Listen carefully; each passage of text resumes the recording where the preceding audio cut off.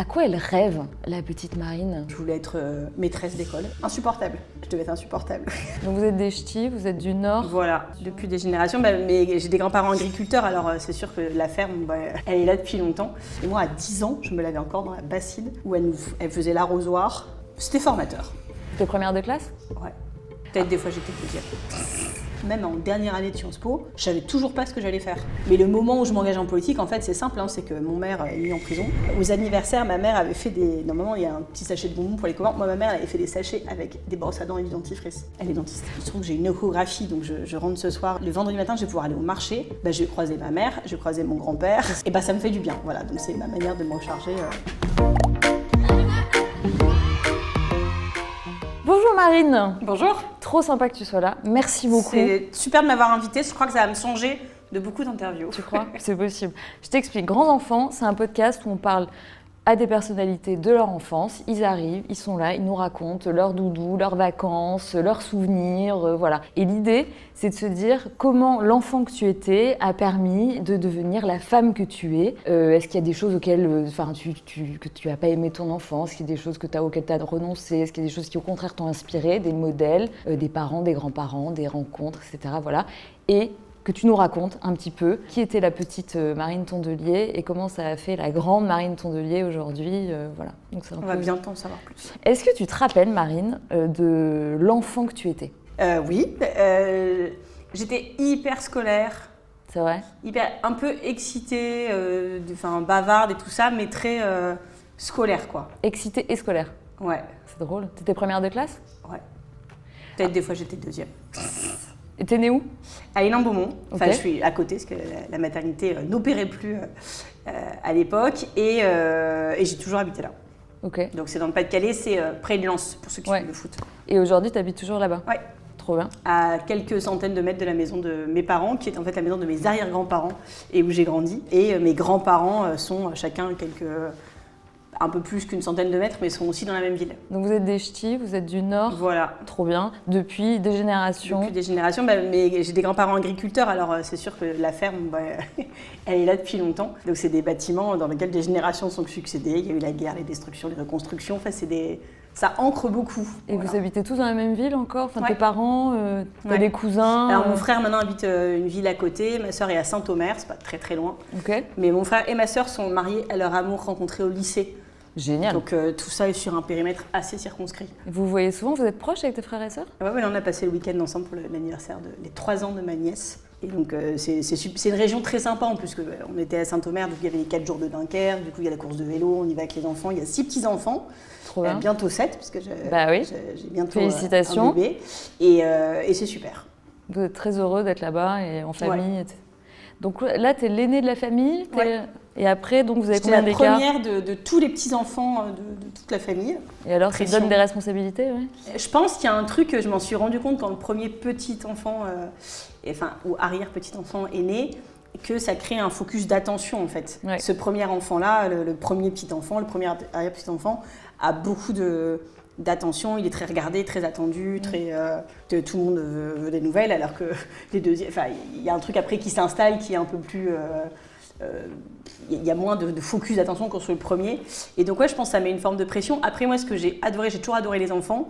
Et donc, j'ai eu 10, 11 petits cousins. On jouait beaucoup tous ensemble. Enfin, c'est une famille très, très unie. On a encore un groupe WhatsApp avec tout le monde. On se voit à Noël, on va au Stade Bollaert ensemble, voir le foot, etc. Et il y avait un truc où, à chaque naissance, j'étais super contente de m'occuper d'un petit, de l'intégrer dans le groupe. Il y avait des grandes différences d'âge. Donc, les grands sont beaucoup occupés des petits aussi. Et c'est un truc que j'ai adoré faire. Ton rôle d'aîné. C'est bête, mais genre demander pour l'orientation, j'avais des questions des fois, elle veut faire, j'en ai une qui voulait être journaliste, quelle école, est-ce que tu peux l'aider à se préparer, j'ai adoré faire ça. Tu crois au truc, tu sais, t'as l'aîné qui est responsable, donc toi, le deuxième qui fait toutes les conneries, le troisième qui est le petit chouchou, etc. C'est passé comme ça dans ta famille, toi? Les derniers chouchous, ouais, c'est possible. C'est vrai? Mais sans que ce soit non plus... C'était un garçon le dernier, non? C'était qui? Non, mon frère c'est le deuxième, okay. et ma sœur troisième. Mais franchement, après moi j'ai des parents qui n'ont jamais fait trop de différence non plus. Mais c'est sûr que il y a un truc qui m'a marqué quand j'étais petite, c'est qu'on faisait beaucoup de montagnes, de randonnées. Okay. Et en fait, quand mon frère est né, j'avais 2 ans et quand ma sœur est née, j'avais 5 ans. Et donc du coup, en randonnée, c'est sûr que mon frère, mon père le portait, ma mère le portait et puis moi je devais marcher. Si j'avais été toute seule, peut-être que j'aurais eu de l'aide parfois, mais là c'était comme ça. Donc il y a un truc qui fait que tu grandis aussi de manière forcée. Tu peux pas faire le bébé et dire bah oui mais moi aussi je vais te porter. On dit bah oui alors tu veux d'accord, mais là si tu marches, c'est pas possible. Bah oui. Donc il y a un truc un peu comme ça, voilà. Tes parents ils sont toujours ensemble? Ouais, ils se sont rencontrés au lycée aussi. C'est vrai? En Beaumont. Donc en fait, dans toute la famille, vous avez les amours de jeunesse sauf moi, apparemment. Non, mais il y a un truc en plus où... moi, la chance que j'ai eue dans mon enfance, c'est que mon père avait son cabinet à côté de la maison, il y allait à pied. Ma mère, elle prenait la voiture ou le vélo, mais c'était pas très loin non plus, c'est aussi à Hénin-Beaumont. Et en fait, tous les midis, on mangeait à la maison. C'est-à-dire que moi, jusqu'en 6e, où après je suis allée à Lens, je ne suis jamais allée à la cantine. C'est vrai. Et ça, alors que ma mère bossait, elle était à mi-temps, elle est dentiste, mais bon, il y avait beaucoup, je trouve que c'était hyper sportif. Et moi, ce qui me marquait, mais que je me dis encore comment il faisait, c'est que le matin, quand on prenait le petit-déj, elle cuisinait le repas du midi, mais c'était des vrais trucs, quoi. Elle faisait des petits pois, des carottes, elle écossait les trucs, c'était des trucs du jardin, etc. Et quand elle allait au travail, elle nous déposait à l'école, elle partait au travail, son repas du midi était prêt à être juste réchauffé, à mettre le feu quand elle rentrait, quoi. Sacrément organisé, ta maman. Ouais. Ça, moi, ça m'a toujours stupéfaite. Mais je pense 3 enfants, plus bosser, plus manger à la maison tous les midis, égale organisation. Bien sûr, tu es obligée d'être carré. Ouais. Dans ton regard d'enfant, quelles seraient les qualités que tu dirais ma maman, elle est comme ça, elle est comme ça, elle est comme ça Elle nous a eu jeunes, alors en s'installant à la fin des études, à 24 ans, moi je suis née, mes parents avaient 24 ans. Et donc c'est vrai que c'est plus jeune que quand moi j'ai eu mon fils, donc je pense que tu fais aussi comme tu peux, mais c'était des parents très attentionnés, qui ont beaucoup fait attention à nous et qui... nous ont jamais dit bon bah allez je suis fatiguée. Moi j'ai jamais vu si des fois ils étaient malades, des fois ils étaient fatigués, mais c'était jamais genre bah allez nous on a besoin de faire autre chose quoi. C'était des parents qui nous emmenaient nous promener le dimanche. On avait un chien, un labrador, le rêve. Comment il s'appelle? Il s'appelait Derby, comme les derbies Lens-Lille. Et on allait le promener le dimanche, on faisait des grandes balades, jouer beaucoup avec nous dans le jardin. Moi je sais que si j'avais tendance moi à m'enfermer un peu dans la chambre pour faire les devoirs, tout ça, j'aime beaucoup lire et mon père disait allez hop dehors. Enfin il y avait un truc un peu de nous inciter à être en mouvement, quand on était en vacances de faire un truc tous les jours, de pas dire allez on reste à la maison. Parce que moi quand je rentre chez moi, mais c'est pas la même vie, mais moi quand je rentre chez moi, mon rêve c'est de passer une journée, genre je sors pas, je suis dans mon jardin, dans la maison. Je trouve ça c'était une vraie force parce qu'avec 3 enfants il y a quand même un sacré rythme et je les ai vus parfois dépasser parce qu'on devait être un peu pénible, mais j'ai jamais vu un truc genre j'en ai marre, genre le burn-out parental je ne l'ai jamais senti alors que la fatigue devait quand même bien être présente. Tes vacances, c'était comment? Dans le Nord ou pas dans le Nord? Alors avec mes parents, on a beaucoup été à la montagne. C'est comme ça que je suis devenue écolo, je pense, dans le parc de la Vanoise, à Pralognan-la-Vanoise, où je vais encore aujourd'hui avec mon fils, avec mon conjoint. Et en fait, mes parents partaient toujours en vacances avec leurs copains de fac. Et encore aujourd'hui, ils partent avec eux. Et nous, en fait, on a tellement été à la montagne ensemble qu'on est devenus copains entre enfants. Et maintenant, on y va avec nos enfants à nous. Des fois même sans les parents. Donc il y a un truc comme ça qui s'est créé qui est hyper sympa. Et donc on faisait ça, ou alors ils louaient des gîtes de France dans des régions, genre le Lot, la Dordogne, la Lozère. Donc on a visité on a découvert la France. Toutes ces régions en mode les gîtes de France. Après, le rituel, vraiment, le sacro-saint rituel, c'était ma grand-mère, donc la mère de mon père, qui est décédée l'année dernière. J'ai encore mes 3 autres grands-parents. J'ai cette chance. Mon grand-père, il a 96 ans. Incroyable. Il habite encore tout seul. Il fait c'est dans la maison où je l'ai toujours connu. C'est une vraie chance. Et donc, ma grand-mère, elle nous emmenait à Berck. Donc, c'est une station... c'est bizarre de dire station balnéaire, c'est un mot très empoulé pour la réalité de Berck, qui est une ville très simple et très chouette. Et en fait, ce qui est marrant, c'est que moi, j'ai grandi dans le bassin minier du Pas-de-Calais. Et en fait, dans le bassin minier du Pas-de-Calais, les mines emmenaient il y avait des traditions, genre telle ville, elle est à Stella-Plage, telle ville, elle est à Merlimont, telle ville, elle est à Berck. Et donc, en fait, sur la plage, tu retrouvais, en fait, des fois, des copains d'école, quoi. Donc ça, c'était rigolo. Et surtout, donc, ma grand-mère, ils avaient acheté une petite maison à Berck où elle allait beaucoup. Et moi, par exemple, mon père... Ils y allaient, l'été, ils allaient 2 mois à Berck. C'était les vacances, ils partaient à Berck. Mon grand-père restait travailler et puis il rentrait à la fin des vacances. Lui, il venait le 15 août, il faisait l'aller-retour en voiture le 15 août parce qu'il bossait tout l'été. C'est vraiment par exemple, moi, mon père, il a passé son permis à Berck. Tellement, l'été, c'était Berck. Nous, on y allait 15 jours avec ma grand-mère, donc il prenait moi, puis mon frère, puis tous les 3 avec ma sœur. Et c'était vraiment une organisation militaire. dans le sens où on était très bien traités, c'était très sympa, très, très chaleureux, mais c'était par exemple les repas, ma grand-mère, elle arrivait, elle savait le lundi on allait manger ça, le mardi on allait manger ça, c'était les mêmes plats d'année en année. Elle faisait des petites listes avant. Moi, ma grand-mère faisait on disait, ça. est-ce qu'on aura la tarte au sucre? Oui, c'est jeudi. Est-ce qu'on aura le risotto avec les saucisses? Oui, c'était le jour. Est-ce qu'on aura la salicorne? Parce qu'il y avait un jour où elle achetait la salicorne, c'est des petites des plantes aquatiques. Oui, oui, ça c'était le jour. Enfin, on savait exactement ce qui nous attendait. Et tel jour, il y avait la glace à 2 boules pour fêter. D'ailleurs, un jour, je me suis ouverte derrière et mon oncle qui était interne à l'époque m'a recousu dans la cuisine, ça faisait très mal. Et je pleurais, et puis il disait, allez, à chaque point de suture, t'as une boule. Alors j'étais à une boule, 2 boules, 3 boules, j'arrive à 8 boules, j'étais en mode, c'est le jour de ma vie en fait, cette histoire. Et donc le jour où on arrive au marchand de glace, ma mère m'a dit, non, tu vas être malade, 2 boules. J'étais là, c'est arnaque. Pour vous montrer, c'était très... fallait pas sortir du rituel et on dormait dans le lit dans lequel dormait mon père. Enfin, c'était hyper, c'est une forme de cocon en fait, c'est une manière de retrouver chaque année ses habitudes et on allait au stade des Dunes, donc qui est sur la plage. Donc elle nous mettait le matin, nous récupérait le midi, elle nous mettait l'après-midi. On faisait du trampoline avec les obsessions de grand-mère, genre il fallait c'était pas une obsédée du bronzage, mais il fallait qu'on prenne l'air parce que c'était le bon air. Hénin Beaumont, mauvais air, Berck, bon air. Et donc même il faisait froid en fait à Berck, c'était pas tous les jours la canicule. Ouais. Et donc, c'était en mode, il fallait qu'on enlève, si elle passait sur la digue, puisqu'elle faisait ses courses avec son vélo et tout ça, et si elle passait, qu'elle voyait qu'on était en survêtement, genre habillé, elle nous disait, mettez vos jambes à l'air. Donc, il fallait qu'on enlève nos pantalons pour avoir le bas de maillot de bain et les jambes à l'air, prendre l'air, quoi. C'était hyper important. Et puis, alors, ma grand-mère trouvait que le sable, ça pouvait abîmer les canalisations.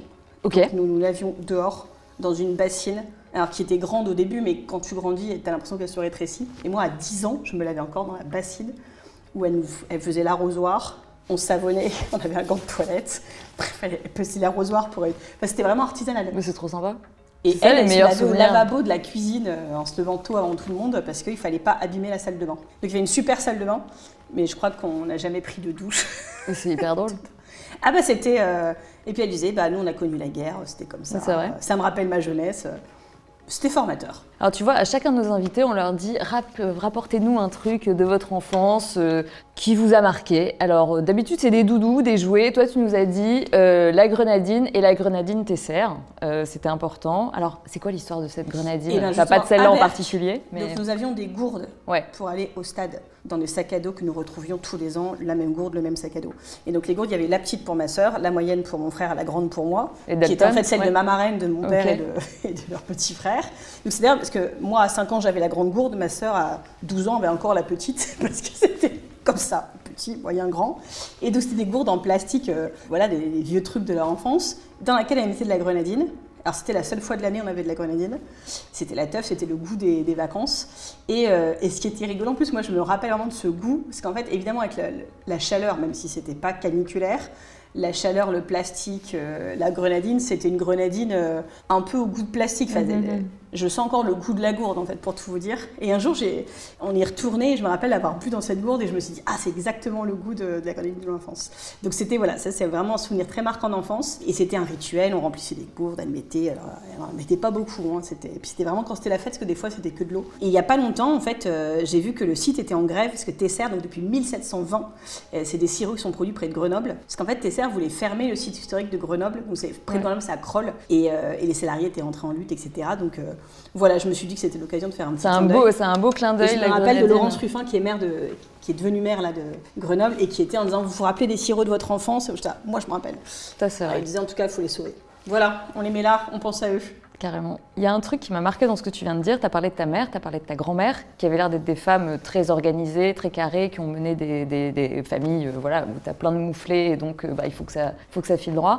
Qu'est-ce que tu as retenu de ces figures féminines, de ta grand-mère, de ta mère, peut-être d'autres personnes, qui étaient organisées, carrées et tout ça? Qu'est-ce que toi, comment ça t'a marqué? Comment ça t'a impacté? Est-ce que tu as eu envie de leur ressembler? Est-ce que pas du tout? Comment tu l'as senti? Alors pour lui rendre hommage, mon autre grand-mère, donc, qui était à la ferme, qui est née sur la table de sa cuisine, sur laquelle on continue de manger, donc qui est vraiment très ancrée là, qui a eu 4 enfants aussi, et donc qui est forcément, quand tu es dans une ferme, tu gères un peu des choses de la ferme, et qui était aussi prof de français, qui en est l'enfant. Enfin, je suis entourée de rôles de mamans qui ont géré beaucoup de choses en réalité.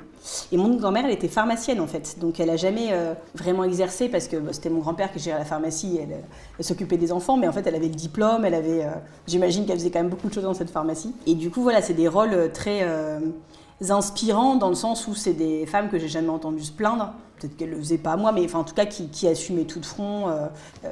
Voilà, je trouve que c'est très courageux. Il y a des moments où c'était peut-être moins facile aussi qu'aujourd'hui sur plein de trucs. Je sais pas, est-ce qu'on se Par posait exemple, pas sur moins les tâches ménagères, Ouais. je pense que... Enfin, moi, j'ai toujours connu des maisons impeccables. Moi, ma maison n'est pas impeccable, en fait. Mais C'est pas grave. Mais c'était une autre époque aussi. Il y avait quelque chose. Et puis la répartition des rôles aussi, on se posait peut-être moins la question. Et on se posait peut-être Oui, moins mais de moi, questions géniales. en fait, des trucs bêtes, mais même la lessive, par exemple. Enfin, nos grand-mères, elles ont connu les machines à laver, tout ça, c'était pas automatique, quoi. Donc, c'est des époques où tout devait prendre du temps. Et même sur les repas. Moi, je n'ai connu que des femmes qui ont beaucoup cuisiné. D'ailleurs, c'était très... Enfin, moi, je m'intéressais beaucoup, je regardais, je refais beaucoup leurs recettes, les assaisonnements de salade, le fait de manger beaucoup de légumes. Enfin, c'est des choses que j'ai connues dans mon enfance, quoi. Et que t'as gardé? Tu cuisines? Enfin, moi, je suis végétarienne, donc forcément, par exemple, à la ferme, ma grand-mère, ce qu'on adorait quand on était petit, c'était le lapin. On mangeait les pattes du lapin. Bon, après, j'ai compris que c'était les lapins avec lesquels on jouait. Je pense que c'est le moment où j'ai décidé de devenir végétarienne. Quand tu commences à manger pompon, c'est... Ma grand-mère, elle fait son compliqué. propre foie gras. Tu lui ramenais en faisant de la chasse, elle faisait du pâté avec. Moi, ça, c'est sûr que c'est pas mon trip. Je pense que j'en suis émotionnellement pas capable. Mais t'es devenue végétarienne quand? Assez jeune ou un peu plus tard? J'étais très pénible quand j'étais jeune avec la viande, c'est-à-dire que je me rappelle de scènes chez mes parents où il y avait du steak dans l'assiette et s'il y avait une goutte de sang, moi je mangeais rien de l'assiette. Ok. C'est donné lieu à des batailles homériques. Parce que évidemment mes parents disent bah, tu vas pas nous saouler et moi vraiment je pouvais pas. Et je pouvais tenir longtemps. Et à partir de quand t'as déclaré dans l'âge quand je suis devenue étudiante, en fait, moi, j'ai jamais acheté de viande. Alors, je mangeais par exemple des lardons dans la salade verte, je mettais des lardons.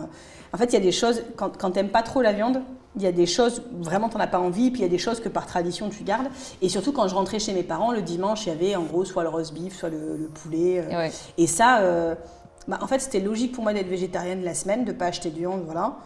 Mais la phase de transition, donc ça, c'est en 2009, c'est de dire, quand il y a un repas de famille, dire bah, moi je vais pas prendre de viande. Au début c'était la stupeur. Hein.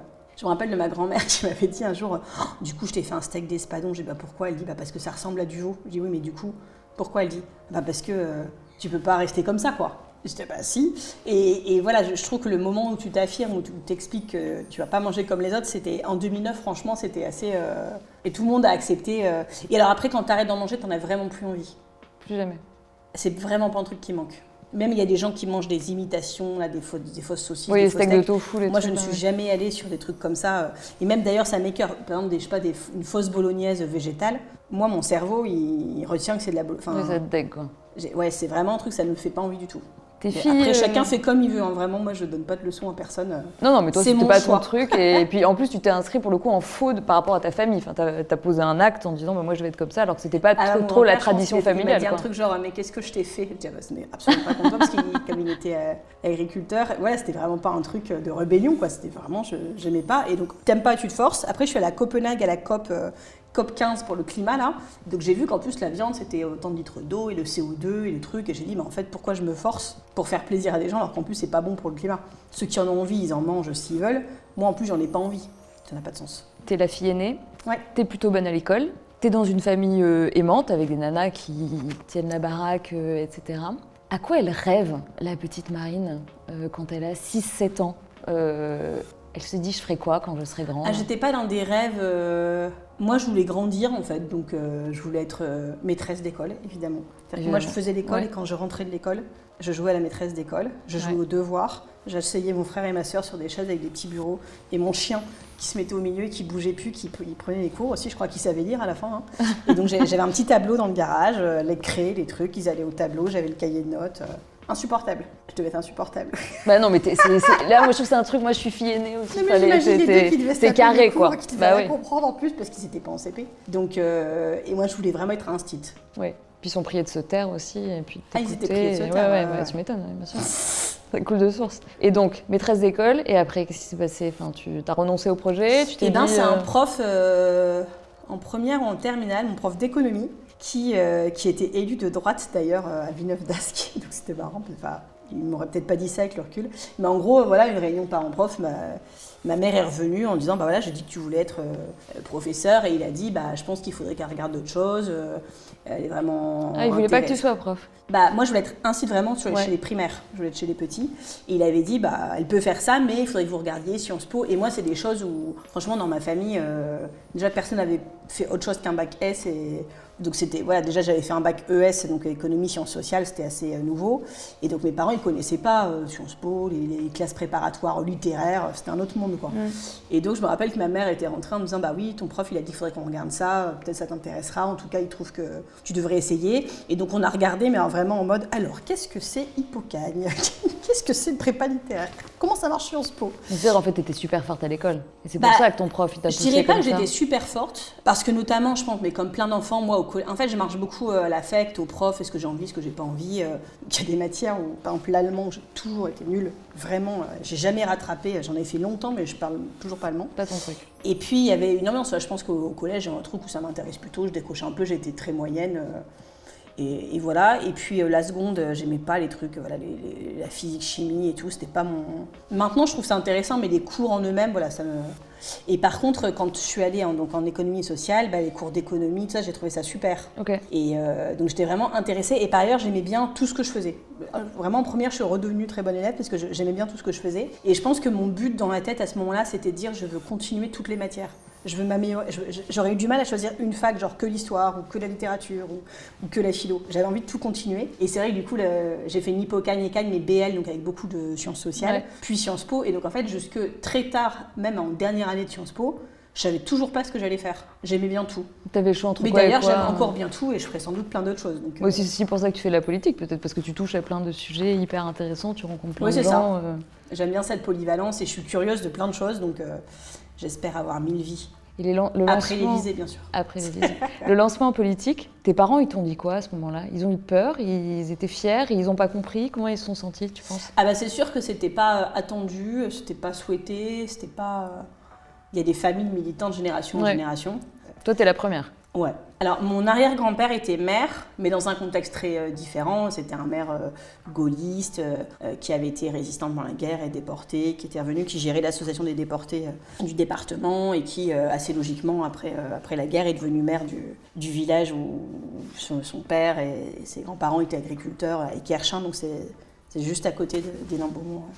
Mais c'est après la frontière du Pas-de-Calais, donc c'est dans le nord. Mais voilà, qui était un grand homme très respecté et qui a fait ça très vieux. C'était pas un militant des jeunes écologistes, quoi. Ouais. Donc, et puis, en fait, je pense que ce qui les a surtout inquiétés, c'est que Hénin-Beaumont, c'est une ville très violente politiquement. C'est-à-dire que notre maire socialiste, qui n'était plus à l'époque puisqu'il s'était fait virer, mais il a fini en prison avec 18 chefs d'inculpation. Okay.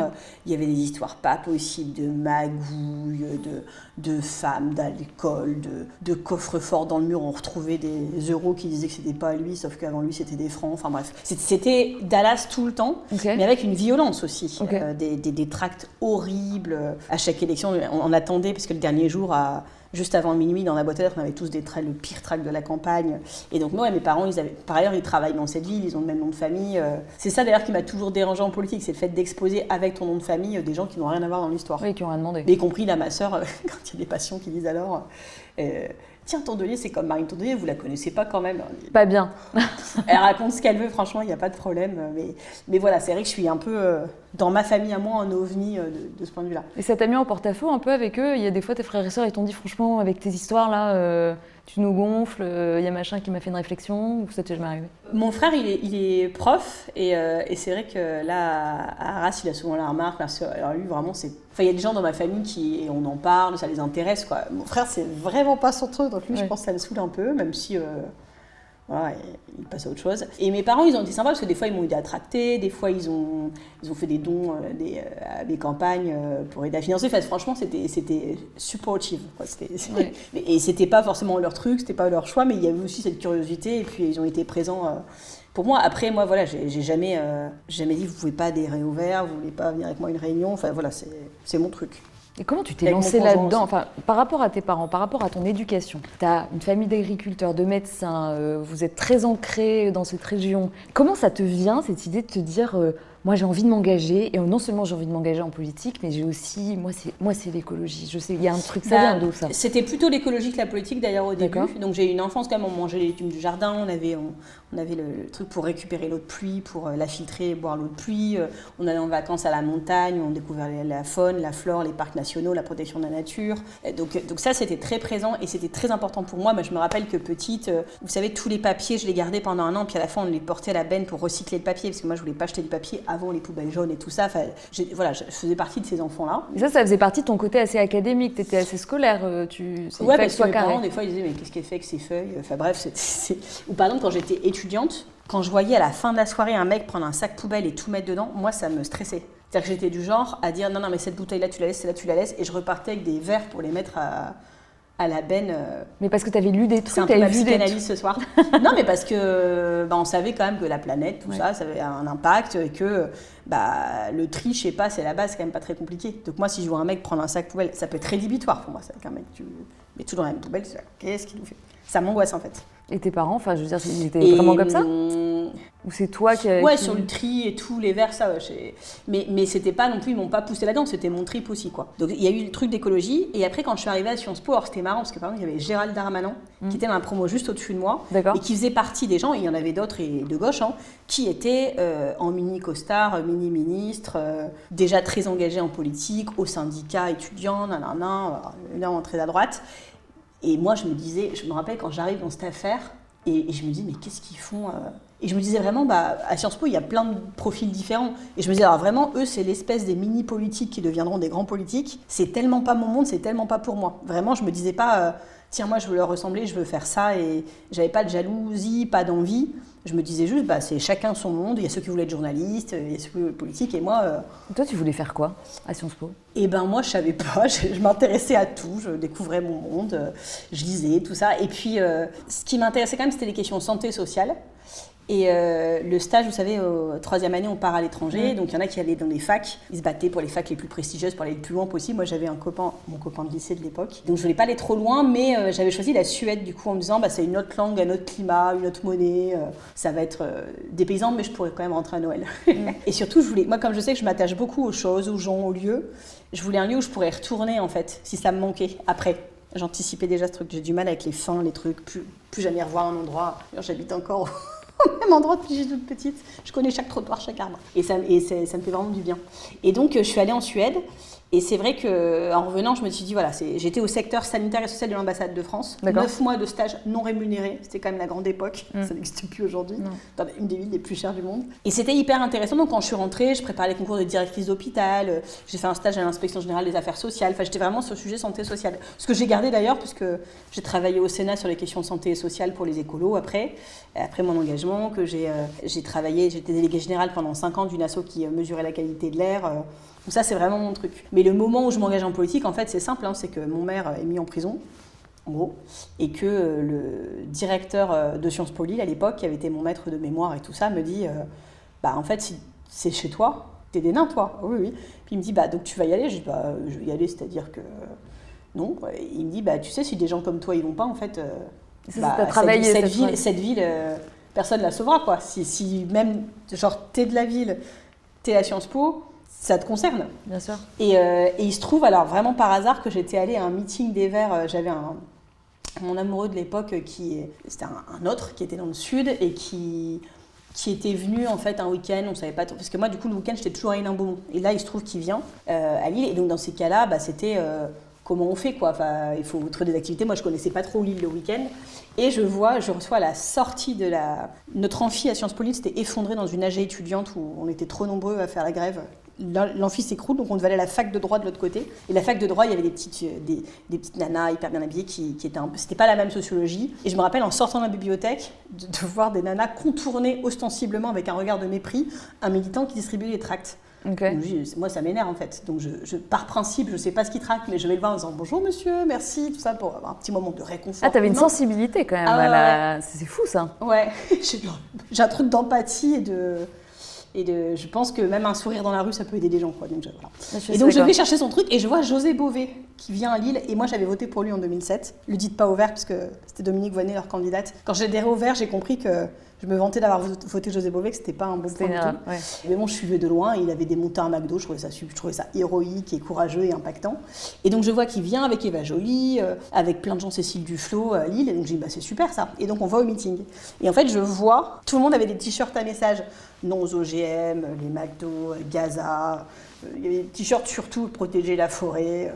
Et je me disais, mais je suis d'accord avec l'intégralité de leurs t-shirts. Je pense que j'ai trouvé mon lieu de, Et là, tu t'es sentie bien. lieu de vie. Et donc je suis rentrée, j'ai adhéré. Okay. Et il se trouve que 3 semaines après, mon maire a été mis en prison. Il y a eu un côté destin quand même. Et là, à ce Et je moment-là, pense que si j'étais pas à Hénin, j'aurais pas forcément fait de politique en réalité. tu deviens militante, Ouais. officiellement. Comment ça se passe les déjeuners du dimanche en famille? T'arrives en disant papa, maman, du coup je vais militer, je vais faire ça, et ils te disent quelle J'ai drôle dû d'idée. glisser genre tiens pour info j'ai adhéré chez les Verts. Ah bon? Et non, c'était les élections européennes de 2009. Ouais. Donc c'est pour ça qu'il y avait ce meeting à Lille. Et il y avait beaucoup de... Enfin c'était un moment où les Verts, ça a vraiment bien marché. Et je me rappelle du jour de l'élection, on était chez ma grand-mère, on passait toujours à la ferme avec tous les cousins, les cousines, les oncles, les tantes, tout le monde se retrouvait un peu à l'improviste sans avoir fixé d'heure, mais tout le monde passait dans la journée et se croisait.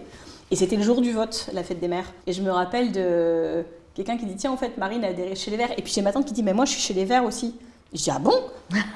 Elle aurait jamais osé le dire si je l'avais pas dit, je pense. Et puis il y a quelqu'un qui dit ouais bah moi je viens de voter aussi pour les Verts. Genre mon cousin, c'était totalement improbable. Je dis ah bon? Bah, c'est super. Donc je me suis dit on va faire un super score. Et le soir en fait il y a des on regardait la soirée électorale, on fait un super score, c'est motivant, c'est la première élection en tant que militante. Et ça sonne à la porte et c'était des gens hyper bien habillés, donc ma mère disait c'est peut-être des témoins de Jéhovah, enfin un dimanche soir des gens bien habillés qui sonnent comme ça. Et en fait c'était les Verts d'Hénin Beaumont qui avaient vu mon adhésion arriver. Ah oui? Et qui revenaient de la salle des fêtes où il y avait les résultats des élections, ils avaient suivi les bureaux de vote, etc. Et qui venaient de décider que comme il y avait une municipale partielle pas longtemps après, ils allaient faire une liste des Verts pour la première fois, des Verts tout seuls. Et donc ils venaient me chercher. Ah mais ils ont eu du flair. Bah, ils ont eu du flair. Ça se fait quand il y a quelqu'un qui adhère dans sa ville d'aller les chercher. Et donc ils m'ont dit en fait on est 4, avec toi on est 5 et il faut qu'on fasse une liste de 35. Et moi je préparais les concours de directrice d'hôpital, j'ai dit bon allez, ok. Donc c'est comme ça que ça s'est fait. Mais vraiment c'est pour ça que je dis cette ville, si j'étais pas dans cette ville j'aurais peut-être pas fait de politique, j'aurais peut-être fait et arrêté parce que c'est le fait d'avoir une élection derrière, d'être propulsé dans un truc, c'est le RN, tout ça, donc c'est très engageant, très impactant. Et puis par ailleurs, c'est cette ville aussi qui fait que je suis devenue écolo parce que la réalité, c'est que moi, quand j'étais petite, on savait le sens du vent à l'odeur. Est-ce que c'était Crévalé, l'usine pétrochimique, de l'autre côté, il y avait Métal Europe. Ah ouais. C'est une ville où le jour de ta naissance, tu as déjà 5 ans d'espérance de vie de moins qu'un Parisien juste parce que tu es né là, tu n'as encore rien fait. Pollution de l'air, de l'eau, des sols, de tout. Donc il y avait aussi ce côté santé environnementale qui comptait beaucoup. Et ça, du coup, vous en parliez beaucoup en famille, quand tu as commencé à t'engager, etc. Est-ce que tu as confronté un peu tes idées à celles de tes parents, tes frères et sœurs, des cousins Là, je suis en train de travailler une bande dessinée qui s'appelle À Autre Santé, qui Ouais. sortira début 2027, où c'est toi qui écris les Comment textes? C'est toi qui écris les textes et... Bah, on fait des entretiens, on est avec un dessinateur et on l'a fait ensemble. Ouais. Ok, C'est trop sûr bien. que je ne dessine rien parce que Bravo. je suis vraiment très très nulle. Et donc, depuis toute petite, moi je suis confrontée à des gens qui sont malades, qui cherchent pourquoi, qui se disent est-ce que c'est l'air, est-ce que c'est l'eau, est-ce que c'est tout ça en même temps. Et en fait, dans cette BD, je vois à quel point souvent c'est des médecins qui lancent l'alerte. C'est-à-dire des médecins qui disent il y a telle usine qui s'est mise et j'ai 1, 2, 3, 4 malades. Ou en Argentine, où les gens sur le glyphosate disent tout d'un coup il y a des tas de malformations dans le secteur, donc les médecins qui lancent l'alerte. Et moi en fait c'est vrai que tous les médecins locaux voyaient bien qu'au cours de Métal Europe il y avait des leucémies, il y avait des... Et ton père est médecin? Ouais, et en fait je sais pas si j'ai capté des discussions à table, si je me rappelle plus très bien, mais je sais qu'en maternelle il fallait pas être épidémiologiste pour comprendre qu'il y avait un problème quand même. Et du coup je pense que ça a beaucoup contribué à ma sensibilité écolo aussi. La pollution, ça rend malade. Et du coup, si on veut soigner les gens, il y a la médecine quand ils sont malades, mais il y a aussi le côté et si on évitait qu'ils soient malades. Je pense que ça, je l'ai eu assez. Je peux pas vous dire à telle date, tel âge, mais je l'ai eu assez tôt. Il y a quelque chose qui m'a marqué dans ce que tu m'as dit avant cette interview. Tu m'as dit la politique, c'est un monde super violent. C'est vrai. Et surtout quand on est une femme. Il n'y a pas que la politique d'ailleurs. Mais... En tant que femme, donc tu t'en prends vraiment un peu plein la tronche par plein de gens. Ça, c'est quelque chose dont ta famille est inquiète, a essayé de te protéger, ou est-ce qu'au contraire, ils t'ont dit tu te débrouilles, c'est un peu ta Ah vie. oui, je pense tout de suite, mes parents m'ont dit mais attention, c'est un monde violent. Je pense qu'ils sont vraiment inquiétés pour moi. Après, ils ont vu aussi que je gérais. Moi, parce que j'étais pas du tout quelqu'un d'extraverti, de courageux. Les gens disent des fois vous êtes courageuse. Moi, je pensais pas quand j'étais petite un jour quelqu'un me dirait ça, parce que moi, j'étais plutôt timide. J'avais mes copains, mes copines, tout ça, mais j'étais pas extravertie à aller faire des nouvelles rencontres, à parler des gens que je connaissais pas, à me mettre des objectifs. Enfin, c'était vraiment pas mon truc. Et je pense que c'est la politique. C'est-à-dire que quand vous arrivez au conseil municipal d'Hénin Beaumont, franchement, le premier c'est très violent, le deuxième aussi, le troisième aussi. Et en fait, il y a un moment où vous dites soit c'est trop dur, faut que j'arrête. soit je continue, et dans ces cas-là, ça te renforce beaucoup, beaucoup. Et donc je pense que je suis devenue qui je suis aussi par la dureté de ce combat. Mais ce que je constate, c'est que la vie est toujours plus dure pour les femmes. C'est vrai en politique, mais dans plein d'autres domaines. C'est-à-dire qu'une femme, surtout une femme en position de responsabilité, sera toujours jugée beaucoup plus durement qu'un homme. C'est vrai. C'est-à-dire que tu as des hommes qui peuvent faire de la merde, mais pendant 20 ans, on dira toujours oui, bon, bah, c'est Jean-Pierre, oui, bon, bah, et le mec qui va survivre comme ça longtemps. Une femme, par exemple, dans une situation de management, la moindre erreur de management ne lui sera jamais pardonnée. Il y a un truc un peu comme ça. C'est vrai. Toi, ton socle familial, ça t'aide, tu sais que tu reviens à ta famille, etc. Tu trouves de la ressource là-dedans pour justement affronter cette violence Ouais, alors ça, c'est un truc que les gens ont du mal à comprendre quand on dit mais t'habites encore avec un bon monde, pourquoi tu t'infliges ça? Je dis alors moi, franchement, ne soyez pas triste ou inquiet pour moi. C'est chez moi en fait. Moi quand je viens à Paris, je suis à mission, je me lève très tôt. Là, hier j'ai fait une matinale, je me suis levée à 4h30, je m'étais couchée à 23h. Le soir j'ai eu des réunions jusqu'à minuit 30. Et donc c'est très intense, donc je suis en mission. J'ai un lit au siège des Verts, je dors peu, il y a peu de temps mort. La petite pause que l'équipe t'a prévue, en fait, t'as 4 coups de fil à passer qui sont intercalés. Il y a un côté un peu comme ça, moine soldat. Et quand je rentre, il y a un truc de... Pas de pression qui s'en met, mais moi je sais que quand je mets le pied à la gare des Nains ou quand on me dépose devant chez moi, bah ça y est, c'est la maison. Et ça, au début, les tout premiers moments où j'étais secrétaire nationale des Verts, il y avait tellement des choses tout le temps, on n'avait que 4 salariés, on repartait de zéro sur plein de trucs, que je rentrais, je continuais. Et ça, ce que j'ai arrêté de faire, j'ai dit à l'équipe, quand je rentre chez moi, vous ne mettez pas une visio, genre je rentre à 20h et à 20h10, je dois enchaîner sur une visio. Si c'est ça, je reste à Paris en fait. Voilà, quand je rentre, je veux que ce soit du temps de famille, protéger un peu la maison de tout ça. Ça ne veut pas dire que je téléphone pas, que je fais rien, mais... Et il y a des journées par ailleurs qui sont... Si j'ai des visios toute la journée, je reste à Hénin, je les fais depuis mon bureau, mais voilà, si je rentre et que c'est une soirée famille, que j'ai pas été là depuis 2-3 jours, cette soirée-là, je veux manger en famille, je veux pas enchaîner sur me réenfermer toute seule en haut, c'est trop dur. Je suis capable de le faire là sans problème des jours et des jours. Ouais. Mais si je suis chez moi, bah voilà, mon mari, mon fils m'ont manqué, on a envie de se retrouver quoi. Et ça, la famille, du coup, c'est vraiment quelque chose que tu préserves. Et en plus, tu le préserves. Ce qui est amusant, c'est au milieu de tes souvenirs d'enfance. Donc, tu as recréé une famille, et tu vas être maman pour la deuxième fois. Tu as recréé une famille au sein de toi, la collectivité que tu avais toujours connue. C'est super rigolo. C'est mon fils va dans l'école où allait mon père. C'est marrant. Moi, j'étais dans une autre école, mais qui est juste à côté. Hein. Là, il fait des activités, il va à la musique, il a la prof qu'avait mon frère. Moi, je retrouve, là, on était à la Ducasse, c'est la fête foraine ce week-end. Je croisais des copines de primaire, de maternelle que j'avais pas vues depuis longtemps, on les recroisait avec les enfants. Et moi, ça, c'est très sécurisant pour moi. C'est vraiment un truc qui est important pour moi. Ça me fait plaisir. Puis ces territoires, je l'ai vu évoluer. Là, le parc, on va se promener, il n'existait pas quand j'étais petite, mais il y en a un autre qui lui existait, où j'ai des souvenirs aussi. C'est familier. C'est-à-dire que moi, là, pendant les municipales, j'ai fait 1 voire 2 déplacements par jour. C'est-à-dire que tu te réveilles dans des hôtels, tu sais même plus où t'es en fait. En plus, j'ai dit à mon équipe à un moment, arrêtez de me prendre des hôtels Ibis parce que comme c'est toutes les mêmes chambres, je me réveille vraiment, ça me désoriente. Ah, tu sais pas où t'es? Bah, je reconnais que c'est un hôtel Ibis, mais comme il ressemble à celui de la veille et à celui de l'avant-veille, il y avait un côté vraiment... Et ça, ça me plaît aussi, cette vie-là, de découvrir plein de choses, de rencontrer plein de gens, de connaître ce pays, c'est super. Et j'adore le train, j'adore les rencontres, mais le moment où tu rentres, bah, tu as besoin de Si j'étais nulle part chez moi jamais, je pense que j'y arriverais pas. J'ai besoin d'un chez moi. Et voilà, d'aller au marché. Là, par exemple, demain, vendredi, il se trouve que j'ai une échographie, donc je rentre ce soir, je fais l'échographie, puis je reviens pour un truc le soir à Paris. Et ben le vendredi matin, je vais pouvoir aller au marché. Ben, je vais croiser ma mère, je vais croiser mon grand-père, je vais acheter mes légumes. Et ben ça me fait du bien. Voilà, donc c'est ma manière de me recharger. C'est pas mal. Ça, c'est il y en a, c'est la drogue, il y en a, c'est l'alcool. Moi, c'est... Toi, c'est le marché. Moi, c'est le marché. C'est sympa. C'est simple. Tu vois, quand j'étais enceinte et quand j'ai accouché, ça m'a redonné une relation un peu... Enfin, j'ai repensé à qui j'avais été enfant. Parce que tu te rends pas compte de finalement ce que font tes parents pour toi. Tu vois, ma directrice de campagne a accouché cette nuit. Ah. Et je lui ai dit, tu vas voir, tout va changer. Et elle m'a dit, oui, c'est vrai qu'on... Tu remets les trucs en perspective un peu. Déjà, on se rend compte qu'on est peut-être pas égoïste, mais que la vie, avant d'avoir des enfants, est très auto-centrée. C'est-à-dire qu'on est le centre de sa vie et on fait ce qu'on veut tout le temps. Et tout d'un coup, le centre n'est plus toi.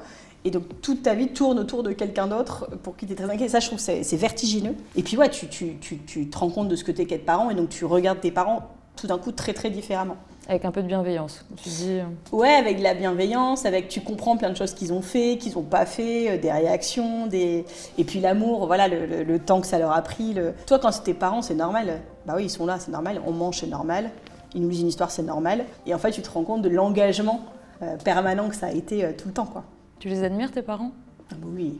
Oui, non, mais en plus, on est vraiment très proches, on se voit beaucoup. Là, ils vont avoir 7 petits-enfants, ils s'en occupent beaucoup alors qu'ils travaillent encore. Ma mère prendra sa retraite là, que dans quelques semaines. Et c'est chouette aussi de les voir avec vos enfants, parce que c'est pas les mêmes parents. Oui, c'est des grands-parents. Moi, ça, je me rappelle, ma marraine, quand j'étais petite, quand on allait chez ma grand-mère, elle disait oui, parce qu'à un moment, ma grand-mère était descendue de la sieste de ma sœur en portant ma sœur sur son dos comme un cheval. Et ma marraine, elle dit oui, ça, t'as jamais fait ça avec nous. Et c'est sûr que... Et ma grand-mère, c'était un peu ressaisie en mode oui, bon, bah là... Bah là, j'ai envie. Voilà, Ouais. mais c'était pas quelqu'un de genre super fun, mais là, c'était un peu laissé aller au truc. Et c'est marrant aussi de voir ça, les gens qui élèvent leurs enfants différemment que leurs petits-enfants. Bah, parce que tu as une part plus quand t'es grands-parents, peut-être de transmission, et tu as moins l'éducation. En fait, t'es pas en charge de l'éducation de tes petits-enfants, donc finalement, tu peux être un peu en kiff et t'amuser avec tes petits-enfants sans avoir la responsabilité. Sur les bonbons, ça m'a fait rire, parce que quand j'étais petite, je suis arrivée en maternelle, je ne connaissais pas le mot bonbon, je ne savais pas ce que c'était. Donc moment de solitude, à la première personne qui m'a dit tu veux un bonbon et que moi je ne savais pas ce que c'était, je suis passée pour une plouc. Et aux anniversaires, ma mère avait fait des... Normalement il y a un petit sachet de bonbons pour les copains, moi ma mère elle avait fait des sachets avec des brosses à dents et du dentifrice, elle est dentiste. Oui, non mais bien sûr. Et donc bien elle devait sûr. faire des formations pour dire ça il faut manger, ça il ne faut pas manger. Donc ça c'était ma mère à l'époque. Et là bon je vois avec les petits enfants, quand on est en randonnée, ils sortent un paquet de bonbons, nous ça serait pas arrivé, donc c'est rigolo aussi de voir ça. Je dis alors ça ramollit.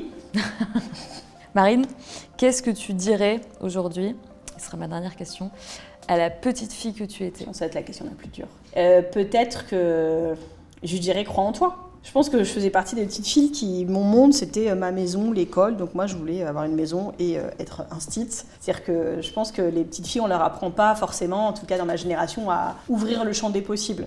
Votre vie peut être plein de choses. Et bon courage aussi, j'ajoute, à toutes les petites filles. À toutes les petites On filles. est ensemble. Merci beaucoup Merci Marine beaucoup. d'être venue sur Grands Enfants. Félicitations pour l'heureux événement à venir et puis à très bientôt peut-être sur Grands Enfants. À bientôt. Merci.